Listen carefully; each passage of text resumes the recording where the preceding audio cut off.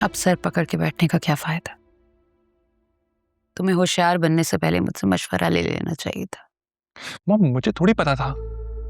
मुझे तो यही था कि सुफियान ये ना समझे कि मेरी मोहब्बत वन साइडेड है, वो साइशा को बेकसूर समझ ले। अरे नहीं पता था मुझे कि ये अंजाम होगा सबका। बेकार थी तुम्हारी सोच।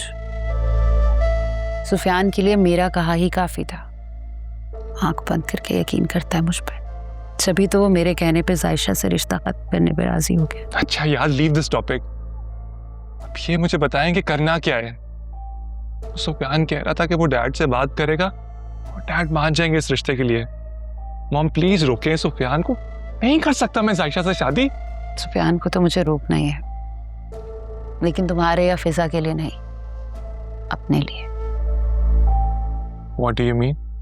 साफ सुन लो अरसलान, तुम्हें फिजा को भूलना होगा, बिल्कुल ऐसे जैसे सुफियान जायशा को भूल चुका है। मॉम आप मेरी बात गौर से सुन लें। ना तो मैं सुफियान हूं और ना ही मैं डरने वाला हूं।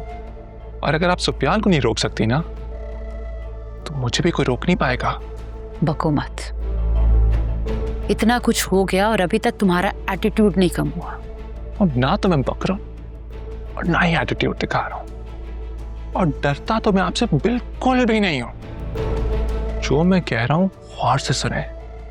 अगर किसी ने भी मेरी और जायशा की शादी के बारे में सोचा भी, अच्छा नहीं होगा।